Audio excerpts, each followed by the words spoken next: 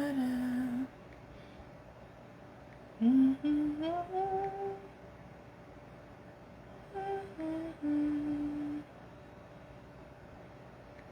afternoon. I am trying to set myself up here early before our guest arrives. So I'm not scrambling like I usually am. We still have a few minutes, well, 2 minutes actually, before our guest arrives. So I am just setting up. And as usual, I'm always having issues. Okay, wait.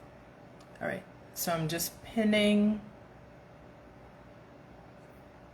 the I'm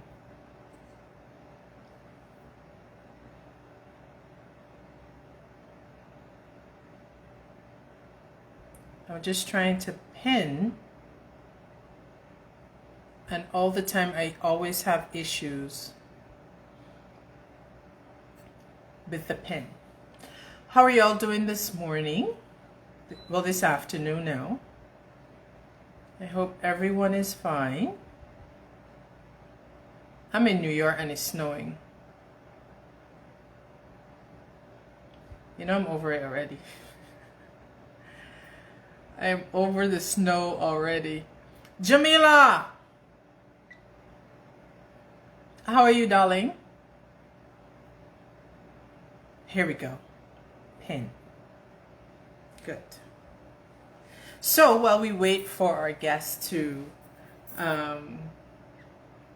arrive, I hope you guys are doing. I'm in New York. I will show you guys. It's just snowing. I didn't know it was gonna snow today. I'm over winter. I appreciate the seasons. I appreciate all that the fancy winter coat and the boots, but I'm over winter. I'm ready for spring. But God knows. So how you guys doing out there? We're still waiting for Baba to come on. He should be on in a few minutes. How are you guys doing? I find when I come on here, you guys are so quiet. How is that? You ain't see snow since you were 6? That's not good. I gotta make sure y'all don't see my have a little thing going on over there with some lights and stuff. So I hope y'all don't see it. Hi, Queen Joy Jones. Thanks for coming. Michelle, how are you? Michelle Springer, that's Mimi. That's my girl. All right, so here we are. Let me send the invite.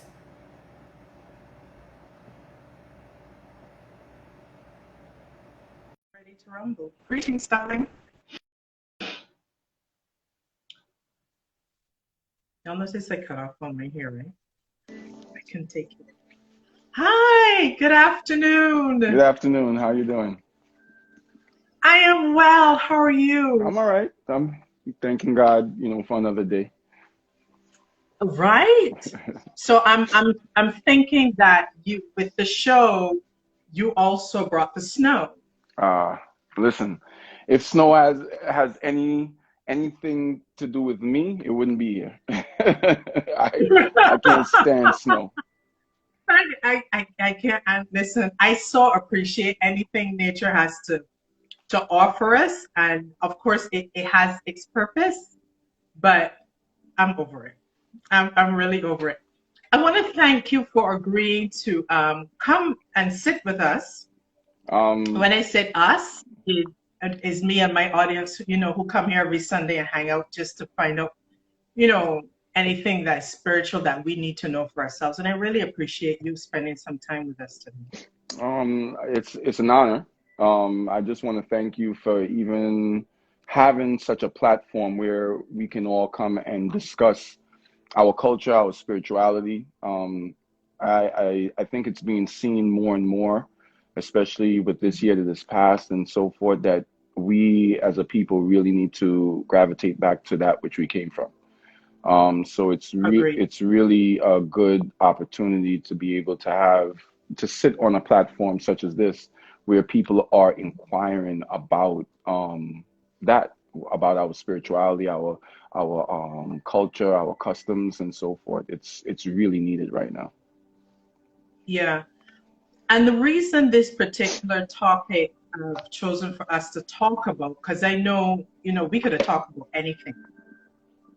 You have so many different titles under you, but with the audience that is following me, a lot of them are African American, and some of them are aware of the practice of Ifa. They are aware of certain deities, but anytime that I may post or mention something about spiritual Baptists, there is like, what is that? They obviously group it with the American Baptist Church, right? Which is makes sense to them. Right. But when I try in my layman terms to explain what it is, there is this fascination as to how we are able to merge Christianity and have that African energy behind it, which I think is the beauty of the faith in itself, right? And so then there is also this discussion about, and I'll put it in quotes, Shango Baptist. Hence the topic for us today, demystifying Shango Baptist, right? Okay. So let's start with, I want to take it back a bit. What is spiritual Baptist? Oh well, that's a good place to start. Spiritual Baptist is, well, it's a spiritual faith that was derived. It has its African roots to it. So like in the West Indies, especially in Trinidad, the tribes that arrived there were like the Yoruba, of course, the Homi, and also tribes from the Congo. Those areas of that West Africa side of Africa, those are the tribes that arrived in Trinidad and a lot of the West Indian countries, and they had their spiritual practices and rituals and so forth, and spirituality they were forming or keeping up with to whatever degree that they could. And then there Yes. came an influence of the traditional Baptists, right? A lot of the history would say that came over into Trinidad and the West Indies, especially um, from some American slaves that fought with Britain and won their freedom, and they came with that kind of Protestant Baptist faith into the country. And what it would look like at that point is that a merge happened at that point, where some of the spiritual practices of West Africa merged with this spiritual Baptist, and then the influence of Christianity became connected at that point. As well as, we still had the things that probably predated that as well with when coming to Christianity, because in order to practice certain things, certain of the African forces were amassed with Christian saints and so forth, to try to give validity to them continuing to try to serve God the way that they knew how. So they utilized the Christian saints to mask Right. the Orisha forces and the African forces and stuff like that. But then when this Baptist movement came in, there was a merge that was created, and hence came about this spiritual Baptist. It was some Right. of the spiritual rituals and so forth of West Africa from those different tribes, and then merge with the Baptists Christianity. and Christianity. Yeah. Yeah. Well, my introduction into um, my official introduction into spirituality was through the spiritual Baptist faith. Such as myself. And for many of my followers, yeah, right. For many of my followers who know me, they know the story of how that unfolded. And it was it for some reason, although I grew up Anglican, I had no idea this whole thing about, tying up your head, wearing a white dress and all the stuff you got to put on underneath. They had to teach me everything because I knew nothing. But when I started to go into the space, coming from a Christian background, it felt normal. It felt like home. Right. It felt like I was always there, but it was like a coming back, and it felt so right and easy for me. But I'm thinking with you, this is something that you grew up in. Well, not really. As far as I came to the United States when I was very young, about 2 years old. And my transcension into my spirituality came after a very, troublesome childhood, when I was about 14 and 15, or 15, between 14 and 15. Listen, I could call myself in those times a menace. I was really a very wayward child in the street and so forth and things like that. And my mother would hope, to try to get me to change, and she got introduced to the spiritual Baptist. And from that, she wanted me to go that route as well. So once she tried to have me baptized in two different spiritual Baptist churches before I actually went the road that I did go. And I the night of the various baptisms, I told her I wasn't going, so I didn't go. But I was introduced to spiritual Baptists when I was between 14 and 15 years old. Okay. For me, it was someone just said ancestral memory, and that is exactly the description of how I felt going into a spiritual Baptist church for the first time, and really feeling connected with everything that was going on in that service. So let's now go to Shango Baptist. We kind of give an introduction as to what the spiritual Baptist is. So explain to us now why we're actually here. What is Shango Baptist? Well, and I know some people are very offended by that term as well. So we can also start with correcting what should be the correct term. But you go for it. Well, I'm not sure about how many people are still offended by the terminology, but it did start out as a borderline, what you call what's the word I'm looking for? It's just evading me right now.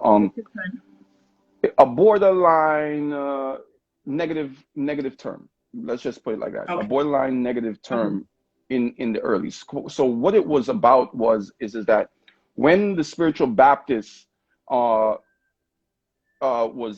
in full motion, and people would go through certain processes in the faith, and those processes would lead them into connection to their ancestors. There's certain things that were at that point, because of the influences of the colonizers and so forth, our Black people at that point had already developed this thing that they didn't want anything to do with Africa. They didn't want anything to do with their ancestry. So when they went through these certain processes and these things came up, At that time, if you went through those processes, because it's a process of deep meditation and prayer, which puts you fasting and praying, which puts you into, spiritual connections through dreams and visions and so forth, that would bring you messages on how you should be proceeding to try to align yourself with your destiny and your life, the life that you were destined to follow. And if you would come out of that with things that, like, let's just say you got a certain type of clothing. If those clothes were red, it was derogatory. It was almost a derogatory situation. They didn't want anything to do with anything red, because red represented Africa. That was basically the thing, right? And from that, now, if you came out with anything like ancestral work, like the Orisha and so forth, that was all borderline derogatory to some of those people. So here it comes now. Shango was one of the most, or is one of the most recognizable Orishas that there is. And if you give it an opportunity, there are a few Orishas that their name can be completely over everything. And Shango is one of them. Like, you give it an opportunity and the whole name of the faith would be Shango, as it was seen in Trinidad. So when you came out with these red clothes or these ancestral works, they were like, oh, you're a Shango Baptist. You're a Shango Baptist. Oh, you're Shango. And at that time, that was borderline derogatory. It was like, I don't want anything to do with you. People didn't want anything to do with the color red. People didn't want anything to do with ancestral reverence. People didn't want to do anything with Orisha worship. That was the thing. So it was, when you came out through those processes as a spiritual Baptist and you came out with those type of works, you were termed Shango Baptist. Now, what happened over the years is this. The Yoruba people, and because they had the spiritual Baptist lineage in Trinidad, and then they had the straight Orisha people, the straight Yoruba Orisha people, right? And when people came to Trinidad and they really heard, because as we know, when the Orisha landed in different places, they took on the culture, they took on everything, and something new was created, right? There was a different vibration, and in Trinidad, it is one that is very unique in itself. Like, when you hear the vibration of the singing from Trinidad and so forth, it is a different vibration. That's correct. Right? Absolutely correct. So what happened was, it was just the Orisha people in Trinidad, right? So when every place else had a name for this newness that had been created. In Brazil, there was the candomblé. In Cuba, there was the lucumi. In most other Spanish places, Puerto Rico and so forth, there was the Santeria. But there wasn't any direct name for what was going on in Trinidad. So when elders from even Africa and so forth came, they was like, what is this? And then it would just be like, oh, well, that's Shango Baptist. That's Shango Baptist. And that's how the name has been come to be known around the diaspora. And that's why I said in the beginning, for those who have it as a negative thing to this date, well, I can understand it to a certain degree, but at this point, it is something that we have come to just identify with. And because the fact of the matter is that there is really no negative thing about it, the spiritual Baptist is a beautiful faith in itself. The Yoruba and the Orisha practice is a beautiful faith in itself. Both of them have its especially, well, of course we know about the Yoruba and the Orisha is straight from Africa, but the spiritual Baptist has its roots in Africa as well. So there really is nothing derogatory about it. It was just at the time when they were saying it's because most of the people didn't want anything to do with Africa. So it was like, oh, you're a Shango Baptist. And then that's why I would say it was like borderline derogatory. But yeah. Right. Yeah. There's so much energy that is I just couldn't imagine for myself having to carry both the energy of spiritual Baptist and the Orisha faith or the Yoruba faith. And I just find the connection of having to bring them together not only unique, but a very powerful energy. Because here is it a baptism or is it an initiation? Or is it both?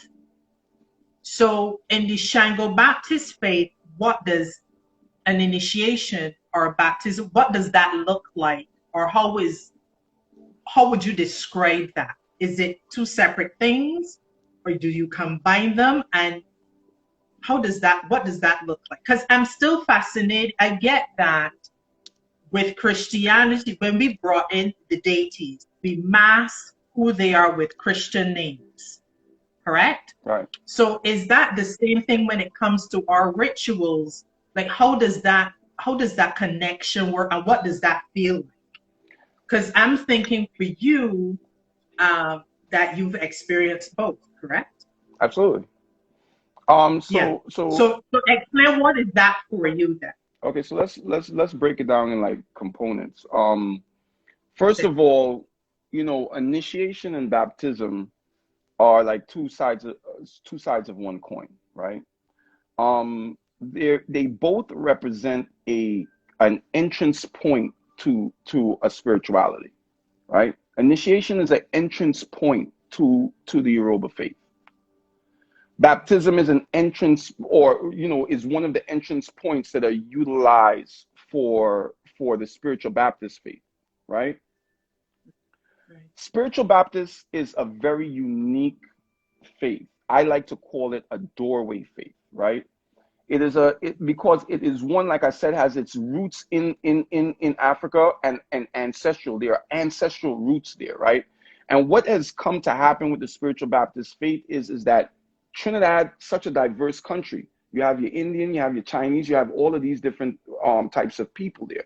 When they all came together underneath the roof of the spiritual Baptist faith and went through certain spiritual procedures in where opened them up to their ancestry, different things started to flow in. So you have people who go through these processes and next thing you know, they're given Hindu prayers. There's some that will go through these processes and next thing you know, they're given Chinese prayers. And then of course, those who would lock on to the African base. The thing about it is that all of those things are representative of where their ancestry came from. That's what some people don't know, right? When they go through these processes and these things come to them is because this is part of where their ancestry came from.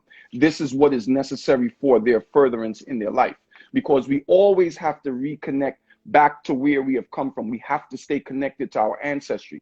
When you check some of the most successful races in the world, it's because they are firm on knowing what their ancestry is, where it's come from, and what they're holding on to. So I like to look at the spiritual Baptist as like a gateway faith, right? It opens up these doors. So one of the things that are utilized in it, because it has the Christian part of it, is baptism. It's an entrance point to this spirituality. Initiation is an entrance point to the Yoruba spirituality. So that's where they are absolutely the same.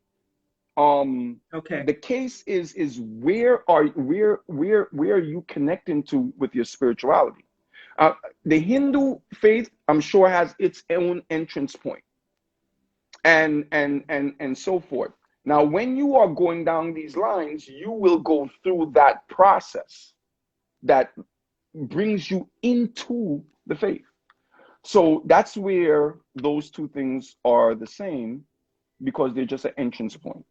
Now, my travels, and how I came to be where I am is because the closest thing to me was the spiritual Baptist faith. This is where I got things. I think now, as I said in the beginning, like I told you, my mother tried to get me to baptize in 2 different Baptist churches.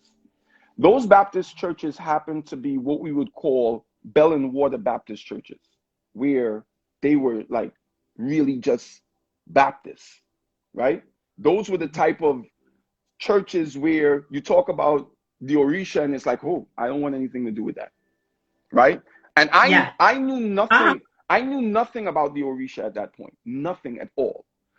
What I can tell you that I knew is that even though my mother, as my elder, was putting me through certain process and getting me ready for this, my spirit did not connect to it, right? So those two baptisms came the night thereof, and I said, you know what, I'm not going, and that was it. And then I my real conviction and conversion happened just outside of the Baptist, any church or anything, or outside of my mother saying anything to me. It was all about, I was just there one day and I heard a voice telling me, listen, if you don't change your life, you're either going to end up in one out of two places, either in jail or in a cemetery. That's literally what happened. And then after that, I had a thought saying, I wonder if God's spirit comes down and talks to man, literally. So here I am. I'm from the West Indies, but a young American boy, because like I said, I've been here from two, and these are the thoughts that started happening, right? And then she took me to another Baptist church, spiritual Baptist church, but this spiritual Baptist church was a quote unquote Shango Baptist church. And the first time I went there, I saw a manifestation of Ogun, and that captivated me. That's what said, all right, this is the place for me right here. Right there, my spirit connected. And from there, I went through the processes that was deemed right by the faith. I was baptized. I went through the spiritual procedures for furtherances and so forth in the faith, and that's the road. So it all depends on where you land and what is going to be your entrance point into your spirituality. There's none better than any. There's none superior to any. It is where it is that your spirit is connecting to that now becomes in that term it becomes superior, because at that term it is what is paramount to you. If has a verse that says, it is our isheshe we should appease before appeasing anything else. What is essential to you is what is important.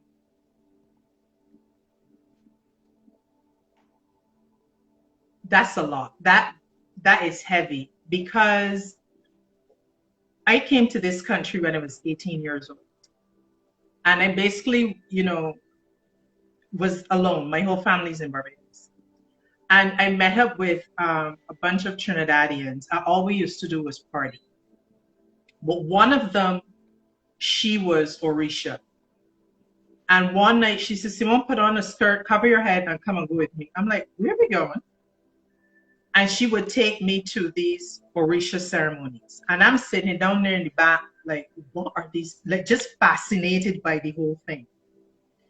And when folks were going to manifestation, and I was like, at one point I was standing against the wall, and my skirt caught on fire because it caught onto a candle.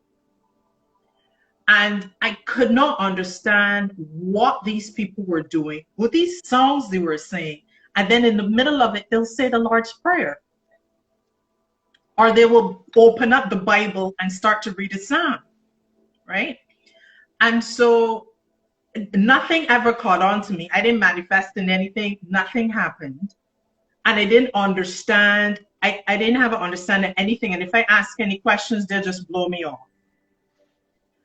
And so that was my introduction into spiritual Baptist, quote, Orisha, Shango Baptist. And then when I was baptized into spiritual Baptist, on my first throne, one night of service, I got up and I shouted all these Orisha deities. I had no idea what I was talking about. This thing just came out of my mouth. So there is this ritual called mourning that is done on the spiritual Baptist. I want you to explain that to my audience for me, what that ritual is. Well, morning is a in-depth time of praying and fasting, where different spiritual implements and things are utilized in order to help to align people with their purpose in life. Um, Again, like I said, every spirituality is unique to itself. The only thing that I can liken it to is something um close to Ifa.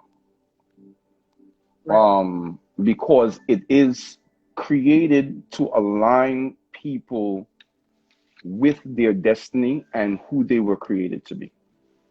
Right? That's the purpose of it. So you're there and they ban your eyes with certain things, bans and so forth. And it's about praying and fasting and asking God to direct you into the realm and into the things that you had been created to do. Um Now, like I said, I can only compare it to Ifa, to a certain degree, right? Ifa is so much more vast. Okay.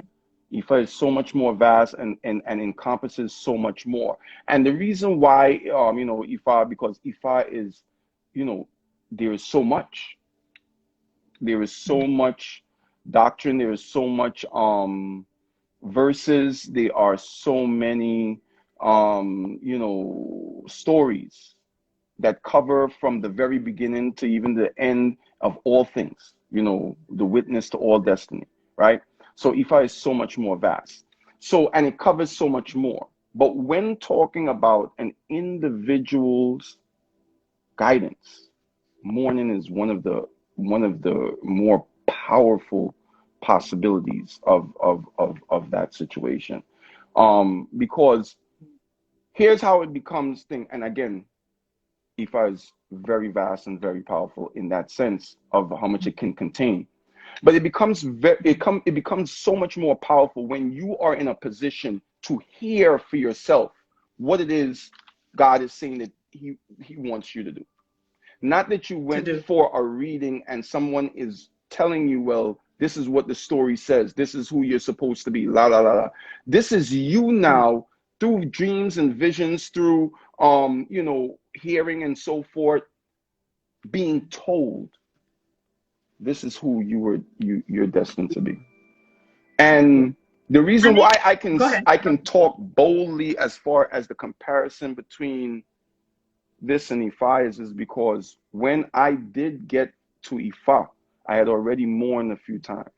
And when I went to Nigeria, me and my wife, we went with people that knew us from nowhere. Nowhere. Right? I had just met the Babalawo that took me there like a few months before, maybe like 6 months before. This was what was the prescription that was told to me that was needed to be done for more than one reason, and so forth. And when I got there, these people didn't know me from any place. And what Ifa told me is what was already told to me through mourning, at least some of it. I mean, of course, there was more that was told to me, but at least when coming to who Yeah. I'm supposed to be, or who I was, I had already been told that through mourning. Um, so, but again, we have two different like lines of spirituality with its own PowerPoints on how to get people to being their greatest possibility. Right. You know, I so. I I love, I like the fact that your mourning aligned with what was said to you at your initiation, right? So what how that makes sense is that it just shows that everything is aligned and it just comes back to the core. Because then if it was a different experience for you, then there is something wrong. Something wasn't matched up, something was missed, it was not aligned. So the fact that you went through these, and this is why I thought it was important to have you on this show, because you have been through these different processes, these different rituals, so you can speak to it, right? So, and as Camille, your wife, is here saying, spirit is spirit. So if you went through these different spiritual processes and rituals and they didn't match up, then something was wrong. Not necessarily with you, but there was just something not making sense. And I like the fact that you can speak to that experience and say, well, I can say for me, I am in alignment. And I think that is also important for you to describe as a leader. Yeah, it is. Because, you know, ultimately, it, it, it, there's a need to move away from this right and wrong situation and understand that Thank you. everything is once at its core, it is Yes. one. It is one. You know, the way that Yes. God is going to talk to one set of people is going to be different than how he's going to talk to another set of people. I would never agree with a Christian that says, well, Jesus is the only way. Christianity Yes. is the only way. Yep. And Yep. when I first went into Ifa, there was a terminology that they used to me where Ifa is the only way. And I was totally against the statement. The way I became good with the statement is really understanding what Ifa is. You see, because a lot of people sometimes take Ifa as a who, which it is, he is a who to a certain degree. But before a who, Ifa is a what, right? And when you learn about Ifa and you learn that Ifa is the word of God, the unchanging word that spoke everything into existence, then you can go along with the term that says Ifa is the only way, because that word is present in all spiritualities. God is going to talk to all of his people of different cultures through different spiritualities and through different acknowledgments and so forth. But that's still his word. They may not call the word Ifa, they may call it something else, but it's still his word. So I recognize everything as that communication from God, but just to a different people, and there's no right and wrong about it. It's just that's the way he's communicating with those people. So it is very important that we get to the point of understanding that the problem is going to lie in us wanting to judge someone else because what they are doing doesn't seem to align with what I know. Okay, that's fine. God is too vast for everybody to know everything about God anyway. Ashe. Ashe. Even with my own readings that I do, as I'm prepping for the person I'm going to have the conversation with, the spirit speaks to me and will say, well, this person, is kind of leaning on on Christianity. That's going to be the energy of your experience with them. And while I'm reading them, I get psalms for them and I give it to them. I get gospel music for them and we start singing hymns together. And that becomes a part too of the energy exchange and me even getting deeper into what I need to see about them to give them the information, if that makes sense. Absolutely. So, so sometimes too, I may get a knock from someone if I say to them, you're kind of building your ancestral altar or you want to pay homage to your granny. There's nothing wrong with opening the Bible because that is what she believed in or your ancestors believed in. And you can put that there for them as a reference to them. So even when I am doing these readings with some individuals, I too may have to go and pick up the Bible because I have one that's not going anywhere away from me. And the spirit tells me, okay, you need to tell them this verse. You need to tell them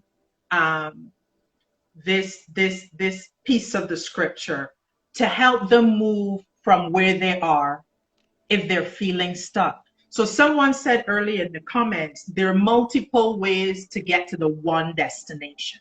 That's right. And I think because of this reset that we're going through in terms of what has happened to us last year And as we move into 2021, not even sure what is going to happen, these are the things as spiritual people we need to understand.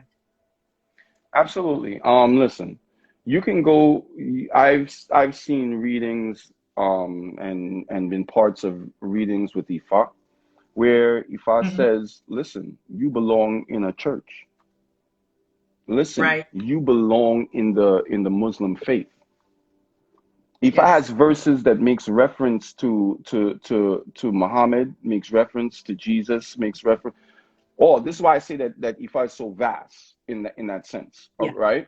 Yeah. So it lets you know that it's all about connecting to the lineage that you came from, right? And the reason why is because even when I first, got into the traditional faith and so forth,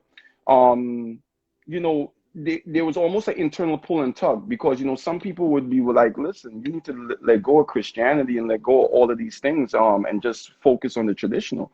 And I'm like, no, I don't think so. If that was the case, then why was that utilized to get me to this point? You understand? Ashe. That's what was utilized to Ashe. get me to this point. If now within the traditionalists in Nigeria, it's very easy for them to turn around and say, well, you know what? You should let go of Christianity. Well, you know what? Your ancestors didn't leave Africa. So which means you stayed connected to the traditionalism that you were accustomed to. But mine did leave Sure. Africa. And it would be disrespectful for me to even think about releasing what they utilized to preserve what was necessary to be preserved for me to be able to get back to this point.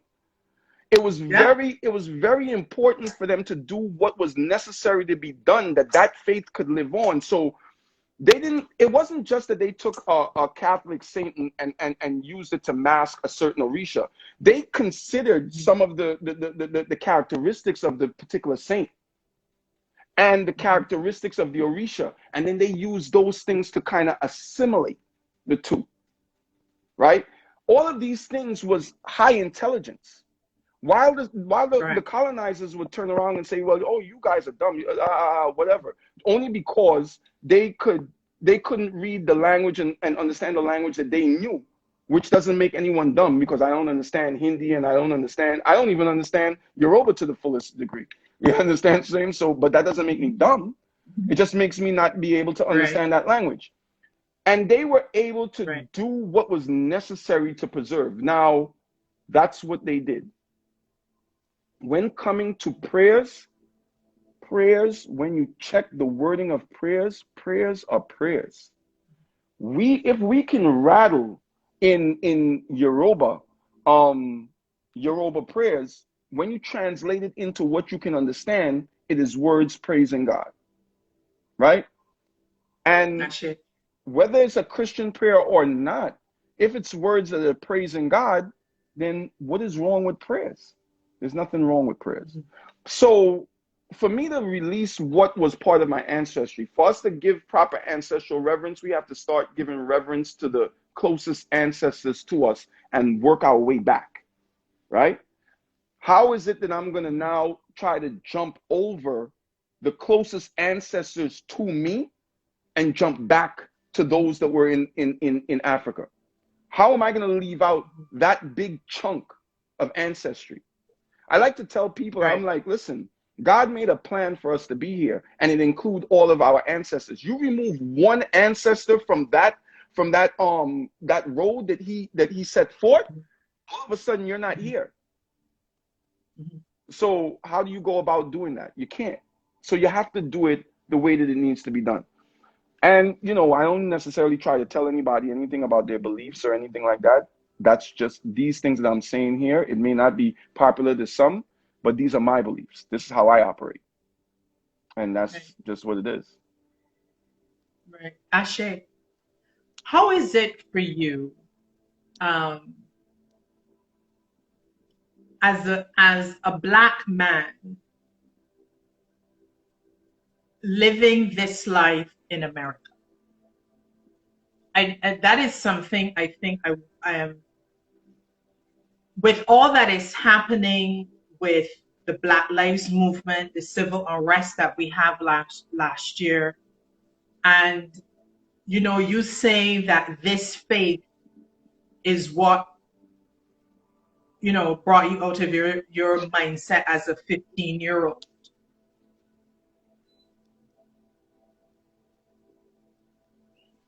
Why is it important that as a Black man you have a strong spiritual base, especially now in these times? Well, why? Because for me, everything is spiritual. The most important thing right now is our connection back to the divine. When we talk about spirituality, right, it's about our connection to the divine. People like to interchange the word spirituality and religion, and they're not the same thing in that sense. People would like to believe that religion existed before spirituality, and that's totally not true. Our connection with the divine is first and foremost prominent, right? Before they could have been anything like a religion. The Yoruba faith is first and foremost a culture. It's first and foremost a way of life before it becomes a religion. It is so much that even in Yoruba land right now, there are people who live their way of life and their culture and then still have their religion, which is Christianity or Islam. That's how much it is.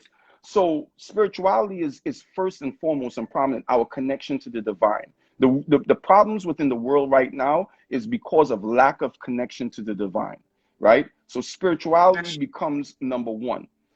What, as a Black man, it is essential for me to hold on to the spirituality of my culture more than anything else. Why? Right now, for our people, we have to recapture or take back or realign with the thing that they removed from us first and foremost. The first thing that they wanted to strip us from when they took us from Africa was our culture.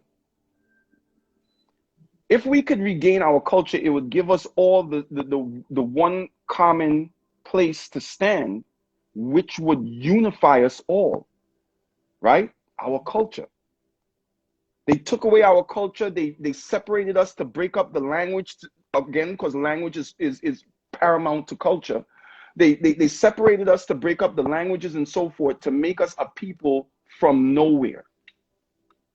When you check the most successful races in the world, they hold on to their culture. Their culture is their unifying factor.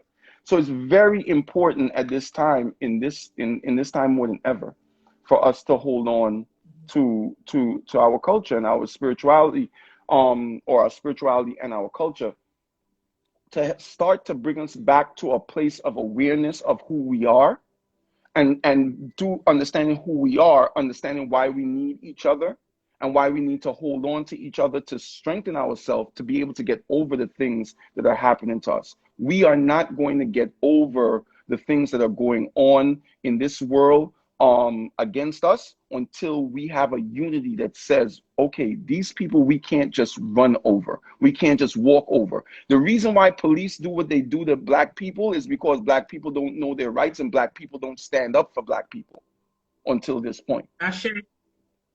Right? When they understand that, listen, you know what, if we perpetrate this against this one person, this is going to bring down a windstorm of backlash on us. You understand? This is why they don't do any of this stuff to the Jews and all these type of people. They're not doing it. Okay? And these Jewish people, even if one of their youth get into problems, they go down and they advocate for that youth. Give him to us. We will deal with him and rehabilitate him and get him right.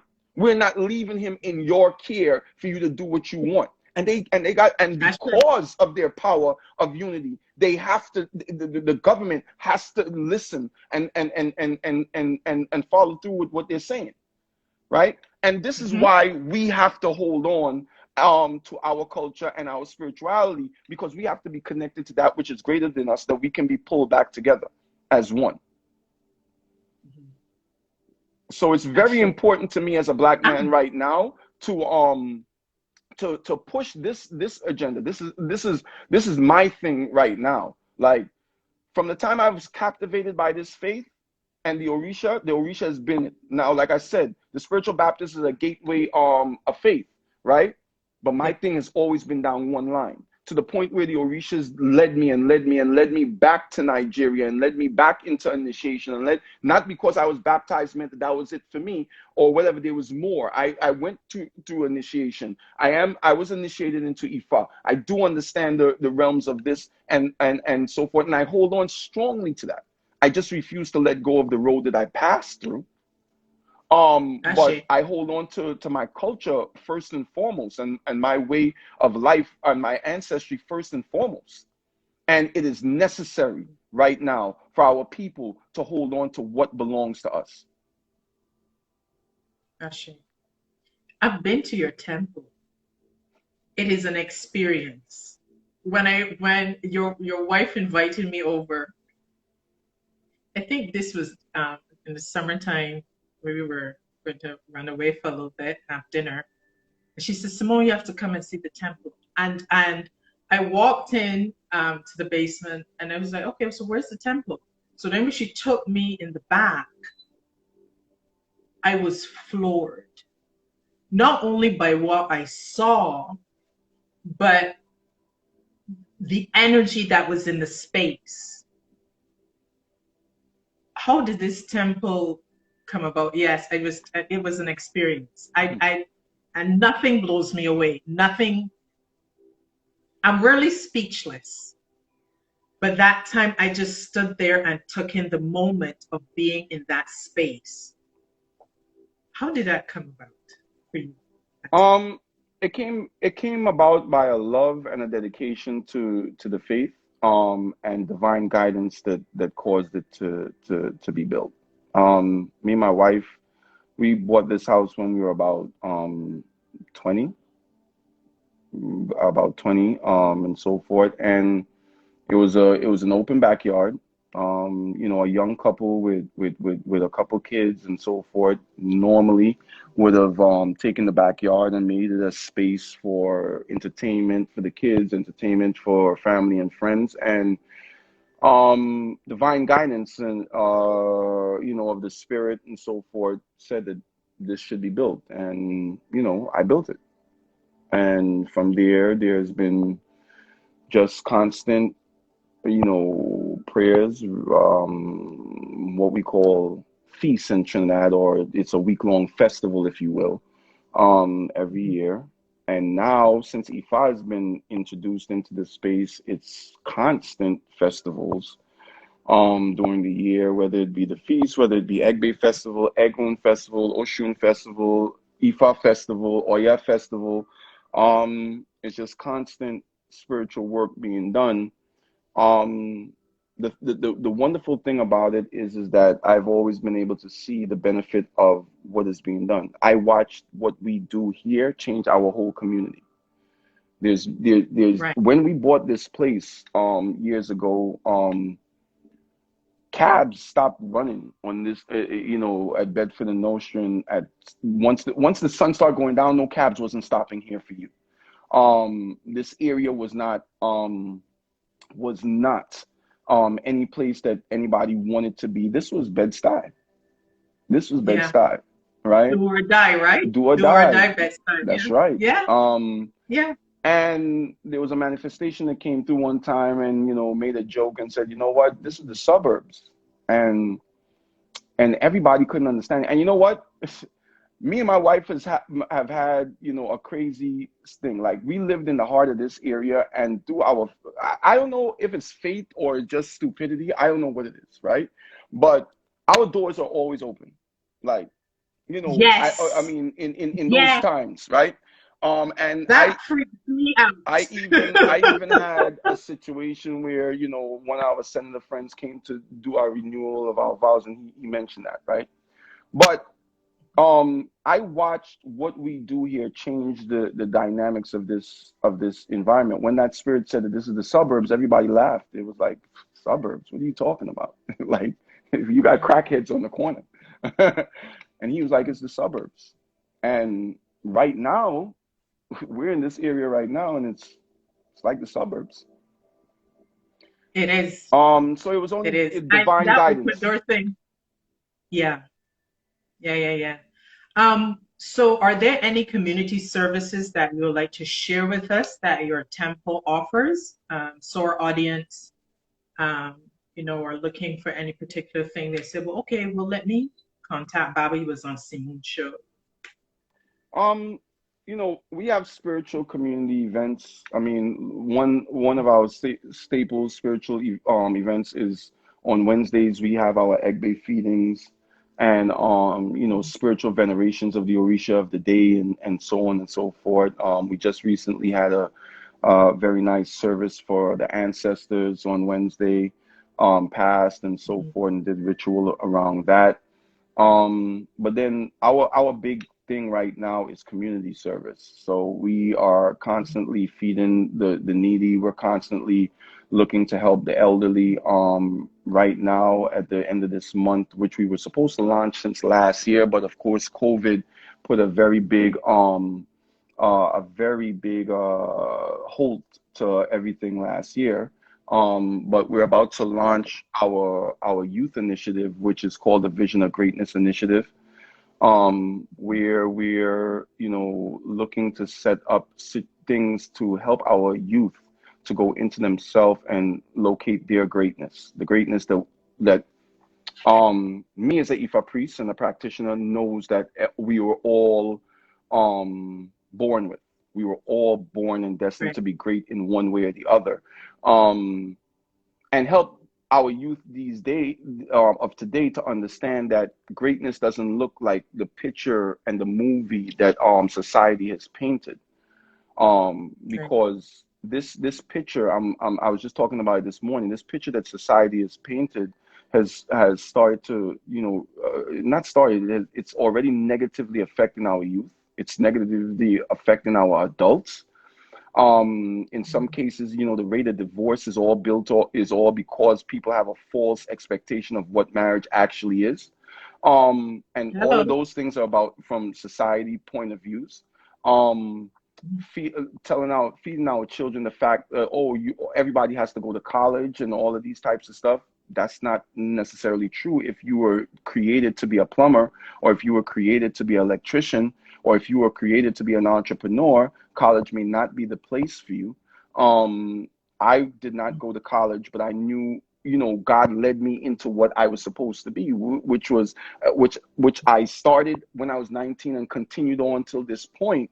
That built my life, built this temple, built everything, and secured my family. So college is not for everyone, and our young people need to understand this. And not only is it keeping them from being their greatest possibility, it's creating mental health issues in our youth. Because when they're trying to Correct. figure out and stand up to the example or the picture that society has painted, and they see that they can't live up to it because their spirit won't allow them to live up to it, because that's not who they were destined to be anyway.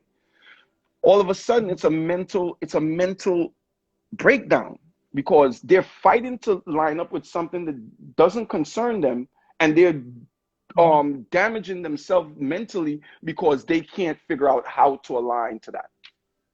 So the Vision of Greatness Initiative is built on the precept of everybody was created to be great in their own light, and we need to help our children to lock on to that which is their greatness, so that Okay. they can see their way to where they need to be in life. And also, Um, one more go thing ahead. on that. Also, right now, in this time that we're dealing with right now, it is very important that we also help our children to see and get in front of successful entrepreneurs, so they could know it's good to be an entrepreneur. We need to let our children understand how they need to get involved with things. Too long has gone where our people have stood back and allowed things to happen to us, and we're not in the process of affecting it. We have to teach our children how to get involved with the block association, with the community board, with city hall, with the Senate, with the country, the things that drive things, so that we can start to control our agenda. and we can start to Yeah. control the things that affects us. So all of these things are Yeah. things that the Vision of Greatness Initiative is going to focus on. I love it, and I'm making it public here that you and Camille could call on me on any time if you need my services or just a body or to help. Absolutely. Um, we didn't go through this, but if it is not okay with you, I just wanted to ask: is it okay if you can tell us about your readings? If someone wants to get an IPA reading from you, how can that go? What happens? Well, the best contact, I wouldn't say is the Instagram. It's I'm now getting that handled 100%, but Yeah. uh Yeah, especially after this, you're going to probably get a lot of requests right, via IG. right. So somebody needs to be on standby. So Yeah. so yes, I have that in place at this point now to start to work it. Yeah, they can contact my wife and Mhm. and so forth, and the reading can be scheduled to be done. Absolutely. Okay, good. Are you doing it in person or is it over the phone? Because some folks are still a little wary with No, no, the no. pandemic thing. Yeah. Well, no, we do it in person. We do it in person. In person. Yeah, Okay, we good. take all the All right, that's precautions and fine. so forth necessary, but we do Caution. it in Yeah. Yeah, because some folks, Camille is here saying Tuesdays and Thursdays, and you contact her. So I'll put all your contact information to at the bottom once we post the video at the bottom where they can reach you. Okay. Um, yeah, the in-person thing is still I still have people asking, and if when I feel comfortable, I just let them come over or I see them downstairs and we have a We conversation. do some Zoom. We do Zoom as well if necessary, but Mhm. we're not closed out to the in-person situation. Okay, fair enough. This was amazing. It was I good. had a really, yeah, yeah, yeah. I had a really good time speaking with you. And I learned a lot, actually. I am just new into, my gift came about like 20 something odd years ago, and I kept it in Camille would tell you, I've spoken to her about this many times. I kept it in a little box um, because my family want to hear, my mother, her firstborn child. You do what? You do what is it, readings?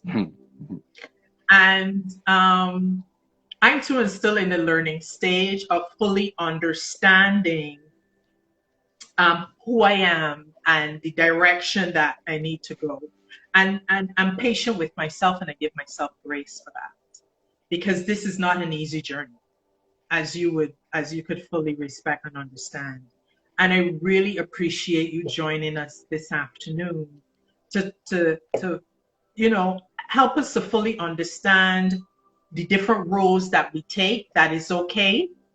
We all going to reach the same destination or get to the same space. And I think that has been comforting to a lot of our folks watching because people get conflicted with with their spirituality. And I said that, it is what makes you feel comfortable, is what speaks to you and your soul and your heart and your spirit. And just because this is my journey doesn't necessarily mean your journey has to mirror mine. All right. Listen. And especially in these times, Mm-hmm. yeah, especially in these times, to have that understanding is important. And I think you spoke to that very well. And folks were like, okay, well, this is where I am, and it makes sense now to me. Yeah. You Listen. know? The main thing about it is that in God there's really no separation and segregation and all of these types of things. It's man that brings these walls and so forth into Yeah. place. Um, with the Orisha, like I said, I mean, even within Christianity, they got separations. They do it right, they don't do Yes. it right. Yes. Within the Yeah. Yoruba, they have separations. Oh, what you do. Yeah. is different from the fact of the matter is that everybody's life is different. Hmm. Everybody's life is different. Everybody's ebo will be different. Everybody's circumstance will be Right. different. When the Orishas got to Cuba, they operated the way they needed to operate with the people in Cuba because the things that the people in Cuba were were going through was different from what they Mhm. were going through in Nigeria. The people in Trinidad, the Orishas operated in such a way. In Cuba, they developed the whole reading system and so forth, based that they had maybe had a little older priest and so forth, that they were able to come up with that whole Lukumi operation and so forth. Mhm. Trinidad was different. Trinidad had more younger priests and so forth. So what came very prevalent in Trinidad was manifestation. Trinidad is one of Yeah. the places with the highest rate of manifestation on a regular Mhm. basis, because Mhm. they had to depend on the Orishas to actually come down to tell them what was needing to be done. They couldn't depend on readings because they didn't know how to do it. So Yeah. the long and short of that story is this: every circumstance is going to be different. We cannot go on with this separation based on what you're doing. I don't know it. I listen, I don't think Mhm. that you're gonna ever know everything that God has to be done. If I Mhm. declared, if you truly want to know the very being that is Olodumare and truly want to know about Olodumare, then you have to know everything that he has created. From the trees Mhm. to the fish, you have to know everything Mhm. about everything that he's created inside and out. That's to say, if you want to know everything or know Olodumare to its fullest potential, that's never gonna happen. So no one Ashe. person is going to be able to know all of that. So that just goes to say, no one person is going to know everything. So not because you do something that I don't recognize mean that you're wrong. It means that that's what Wrong. you need to do, Ashe. and this is what I need to do, and that's just it. So Correct. we have to get away Correct. from that and be comfortable with who we are. Okay. Great. You have to come back. You just let me know.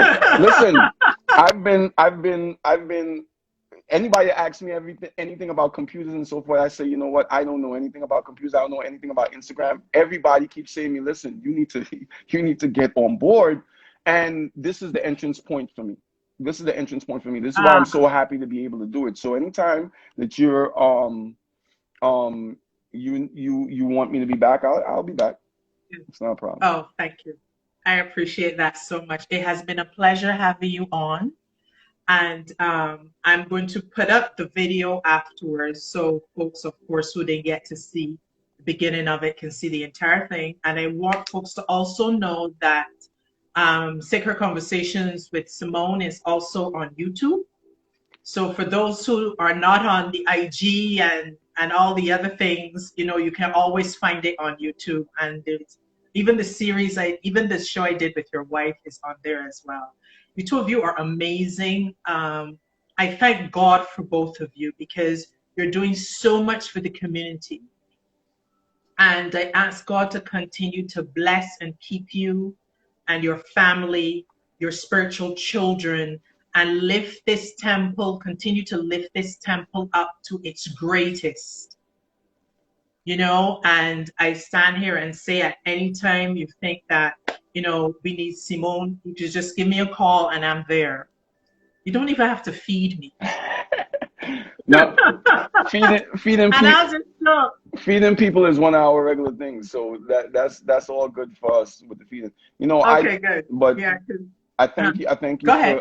for your prayers, and thank you. I give all praise to Olodumare. I give all praise to Ifa. Nothing that I do I take credit for myself. I know that within myself that I don't have the ability to do the things that I do. So I give all praise to the ancestors and that which I've come from. And I just hope that I will continue to be able to spread the way of Olodumare, spread the way of our ancestors, spread the way of Ifa, to the point where it is viable enough to be recognized by everyone, and everyone is able to benefit from it in a very high way in their personal life and in everything else that's surrounding them. Ifa declares that one of the things that is paramount to our existence is to leave this world better than how we met it, and this is our thing. This is our thing, to try to do the best that we can to leave our environment, our world, better than how left it, and not look at the world in the way that, you know, some people would look at it as just so too vast to impact. The fact of the matter is that some people's community is their world. They may never see outside of their community. So if you can impact the community, then you can impact somebody's world. So that's all we're trying to do. Yeah. Ashe, and I appreciate you for that. Thank you so much for being here today. For those who are want to get in contact with Baba, like I said, I'm going to put all the contact information on the post once I post the interview, and you can reach out to him or his wife, Camille, if you have any questions or want to book a reading. All right. Thank you, Baba. Enjoy your snowy Sunday. Oh boy, gotta get the shovel out. Gotta get the shovel out. Oh, yeah, you gotta, yeah. Good All right. luck with that one. You're right. All right, take care and thanks again. Okay, bye-bye. Thank you.